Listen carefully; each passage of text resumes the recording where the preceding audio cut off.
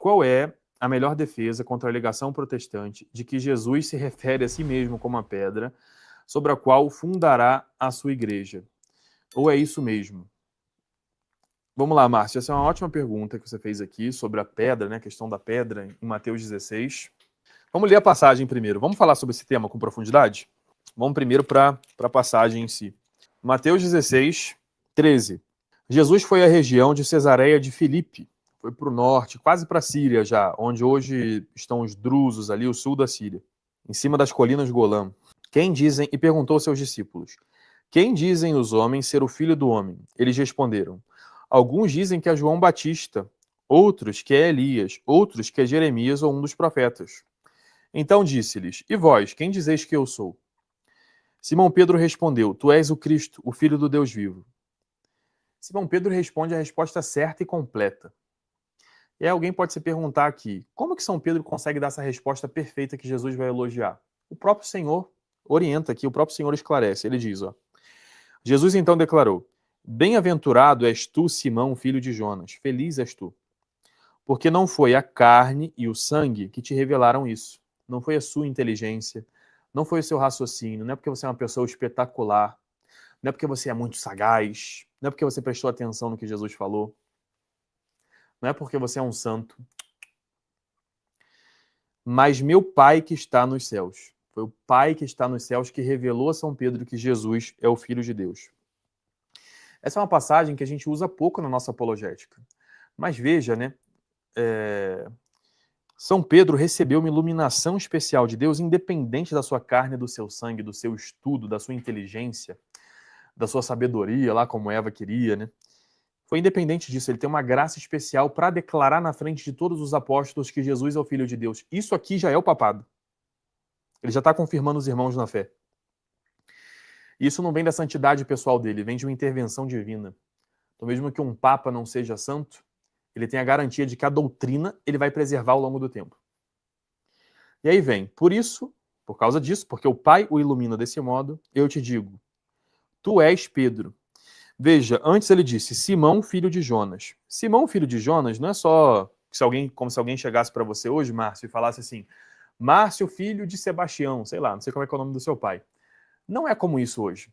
Seria como se eles chegassem para vocês e... Deixa eu anotar seu sobrenome aqui, mas vamos dizer que fosse Márcio da Silva, né? Então, o nome de filho de alguém, ou homem de tal lugar, isso era um sobrenome naquela época. Era o nome da família. Por exemplo, Judas Iscariote, quer dizer, Judas, homem de Cariote, era a cidade dele. Ou então, Shimeon Bar Iona, era o nome completo de Simão Pedro. Então ele fala o nome completo dele, e ele diz agora, tu és Pedro. Então ele muda o nome de São Pedro. Isso tem que ficar claro pra gente. Ele acabou de ter uma revelação divina que não depende do corpo e do sangue dele, da inteligência dele. E Jesus cita o nome completo dele e agora fala qual é o novo nome dele, tu és Pedro. E a partir de então, os discípulos chamam ele de Pedro. Quem faz isso muito bem é o The Chosen, né? Essa série que é muito bem assessorada por teólogos, por arqueólogos, podem assistir sem medo, até a última temporada que saiu, a quinta, tá tudo tranquilo, eu garanto para vocês, podem ver. Veja, né, como São Pedro tem o seu caráter inteiro mudado, né? O nome dele era Simão, como com carne e sangue, né? O nome dele da carne e do sangue é Simão. Mas a revelação que ele recebeu de que tu és o Cristo, filho de Deus vivo, não vem da carne e do sangue, não vem de Simão, filho de Jonas. Vem de Pedro. Vem do novo nome dele, da rocha, que é Cristo. O novo nome de Pedro passa a ser Cristo, passa a ser rocha. Porque a identidade nova de Pedro agora, como Papa, como Sumo Pontífice, como líder do Colégio Apostólico, já não é mais de Simão Pedro, não é mais o pescador da Galileia. É o vigário de Cristo. Então ele passa a usar o nome de Cristo. Pedro, rocha. É como um oficial de justiça que anda com o seu distintivo, com o símbolo da instituição que ele serve. Né? Ele está levando aquilo à frente para mostrar quem ele é, ele está agindo em nome daquilo. Agora a autoridade dele não vem do nome dele. Se um policial aparecesse para você hoje e falasse assim, deixa eu entrar na tua casa, pá, começa a bater a porta. E você pergunta, quem é você? Qual é a sua credencial, né? Aí ele fala assim, eu sou Marquinhos, filho de Silva. Você vai deixar ele entrar? Não vai deixar ele entrar. Porque não é ele, enquanto pessoa, que tem autoridade para entrar na sua casa. Agora, se ele te mostra o distintivo, eu sou policial, ele traz o mandado para ele entrar na sua casa, aí sim você vai deixar ele entrar. Porque agora é a autoridade da polícia que está sendo investida ali. É por aquela autoridade que você deixa ele entrar.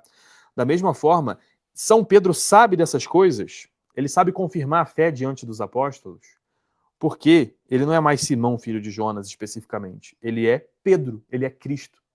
São Paulo diz, já não sou eu que vivo, é Cristo que vive em mim. Em São Pedro a mesma coisa, pelo Espírito Santo. O Pai dá a São Pedro a revelação de quem é Jesus Cristo. Então, ele já vive a vida trinitária. Ele conhece o Pai e conhece o Filho. Quem conhece o Pai, senão o Filho? Então ele já está identificado com Jesus Cristo em seu ofício de líder dos apóstolos. E Jesus completa, sobre esta pedra construirei a minha igreja. Aqui, vamos terminar a passagem. Já vou voltar para cá. E as portas do inferno não prevalecerão contra ela. E é legal que às vezes a gente pensa as portas do inferno, né? A gente pensa do inferno tentando invadir a igreja, né? Vamos lá, vamos derrubar a igreja, que não vão conseguir. Mas parem para reparar, as portas do inferno não prevalecerão. Então o inferno está fechado contra si mesmo, os demônios lá dentro morrendo de medo com as pessoas que estão escravizadas, e nós é que tentamos entrar, nós é que somos o perigo aqui. E as portas ficam segurando, as portas do inferno. Não são as portas da igreja que não vão cair. As portas do inferno não prevalecerão. Então, com Pedro, quem está com Pedro consegue invadir o inferno e libertar as pessoas lá de dentro. As portas do inferno não conseguem se defender contra o poder do Messias, que está na pessoa de Pedro. Eu te darei as chaves do reino dos céus. Ele só diz isso para São Pedro. E nós temos um capítulo em Isaías 22, em que nós vemos o mordomo do palácio de Davi. É aquele que tem a chave. É a chave que é de Davi, mas que Davi dá a ele para que ele abra e feche o palácio. Se ele abre, fica aberto. Se ele fecha, fica trancado. Ele dá as chaves para Pedro, que Jesus é também o rei de Israel. E agora ele é o rei do universo, né? Que ele é a segunda pessoa da Santíssima Trindade. Ele une a coroa de Israel com a coroa divina de Deus sobre o universo. O reino de Israel abarca o mundo inteiro agora. E o mordomo do palácio é São Pedro. Ele tem as chaves. Tudo que ligares na terra será ligado nos céus. Tudo que desligares na terra será desligado nos céus. Em seguida, recomendou aos discípulos que não dissessem que ele era o Cristo. Os protestantes aqui, a gente citou aqui 7 versículos, todos eles mostrando o papel de São Pedro.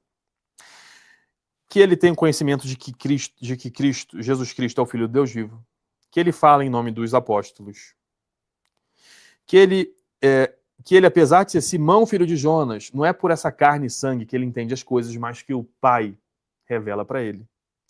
Que o nome dele agora deixa de ser Simão e passa a ser Pedro por causa disso. Que as portas do inferno não prevalecem sobre a igreja que é construída sobre Pedro. Que ele dá as chaves do céu para ele. Que tudo que ele desliga na terra é ligado no céu. Tudo que ele desliga na terra é desligado nos céus. São 9 coisas que Jesus fala aqui do primado de Pedro. E os protestantes pegam uma delas só. Eles só conseguem argumentar contra uma. E a gente vai mostrar que é falsa a argumentação deles. Todas as outras 8, eles não conseguem argumentar. Não tem como argumentar contra as outras. Eles gostam de falar, né? Não, no grego, no original aqui, não está se falando de Pedro em si quanto pessoa. Está se falando de Petros e Petra. Que um é uma pedra grande, outra é uma lasquinha. Só que isso é uma falácia tremenda. Por quê? Da mesma forma que nós mudamos... Primeiro que Pedro mudou de nome, né? Acabou. Isso aí já seria suficiente para acabar essa discussão. Pedro era Simão. Ele diz, tu és Pedro. E sob esta pedra edificarei a igreja. Os protestantes dizem, não, Jesus falou assim, ó, tu és Pedro, e sob esta pedra edificarei a minha igreja. Olha que Jesus era doido. Ele dá o nome de Pedro para Pedro, e em hebraico, em aramaico, ele diz Kefa, que quer dizer rocha. Tem essa de rochinha, rochão em hebraico. Kefa, é pedra, rocha. E ele fala, a gente tem que lembrar que as coisas aconteceram no evangelho, não é só uma historinha para boi dormir, não, a coisa aconteceu, e Jesus falou em aramaico. E ele diz Kefa, chama ele de Pedro. Sem confusão alguma. Depois, quando escreve no grego, eles precisam dar um formato para aquela palavra para ela ser um nome. Por exemplo, em português você não vai chamar, se eu quiser chamar alguém de Pedro, Eu não posso chamar ele de pedra, né? Até porque é feminino, pedra, né? Então você tem que mudar o sufixo para casar com o nome. É isso que é a mudança de Petros e Petra. Não é de pedacinho de pedra, pedação de pedra. Ninguém fala isso na antiguidade, isso é uma invenção moderna dos protestantes. O que se discute na antiguidade, os padres da igreja vão dizendo, é que essa pedra, né, que Jesus diz, sobre esta pedra edificaria a minha igreja, ela pode ser tanto a pessoa de Pedro, vários padres da igreja dizem isso, quanto também a confissão de São Pedro, que Jesus é o Filho de Deus. Ele recebe esse nome porque ele é aquele que pelo Pai, e não pela carne e pelo sangue, revela essa pedra para todos.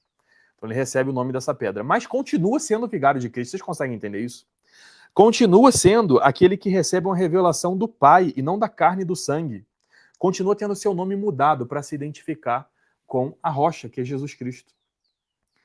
Quando a gente diz que a igreja é construída sobre Pedro, não é sobre Simão, filho de Jonas. É sobre o Cristo que vive nele, mas vive nele, em São Pedro. A gente não pode se afastar de São Pedro se a gente quer ter comunhão plena com Jesus Cristo. Então toda essa discussão ela não tem muito sentido, porque se a gente vai, por exemplo, para o início do Evangelho de São João, vamos lá para o Evangelho de São João. Logo no início, São João narra a vocação de São Pedro. E ele diz o seguinte, ó. São João, capítulo 1, versículo 40. André, irmão de Simão Pedro, era um dos dois que tinham ouvido a declaração de João e haviam seguido a Jesus. Ele foi encontrar seu irmão Simão e lhe falou, encontramos o Messias, que quer dizer Cristo. Então, conduziu-o até Jesus. Olhando para ele, Jesus lhe disse, tu és Simão, filho de João, mas tu te chamarás Kefa. Está aqui, escrito inclusive Cefas, com essas palavras, transliteração do aramaico, que quer dizer Pedro. Quer dizer o quê? Rocha. Então São João já traz aqui a explicação para a gente. Jesus falou Kefa, que quer dizer Pedro, quer dizer pedra, quer dizer rocha. É só a palavrinha, é só o sufixo que muda para ser um nome próprio, né? Por ser um homem, né? Você tem que mudar. Igual aqui hoje em português, a gente também muda o sufixo das coisas. Então veja, né? São Paulo também chama na carta aos Gálatas a Pedro de Cefas. Então a palavra que era usada entre eles era Kefa, que não tem nenhuma confusão de ser pedrinha ou pedrão. A mudança no sufixo é para passar a ser o nome de Pedro. E ainda que tivesse essa confusão, se alguém quer seguir os sábios entendidos modernos, em vez de seguir a tradição de sempre, tira essa e lembra das outras 8 afirmações que Jesus fala sobre São Pedro aqui. Acabou. São Pedro é o sumo pontífice. Quem ainda não tem o meu kit onde está na Bíblia, clica aqui no link que eu passei agora, areolazari.com.br/kit onde está na Bíblia. Você vai receber 2 cursos de apologética, um para se defender dos protestantes com a Bíblia, outro para você atacar, para você fazer perguntas mesmo com a Bíblia para os protestantes, e ainda recebe meu livro físico direto na sua casa e apoia o meu apostolado.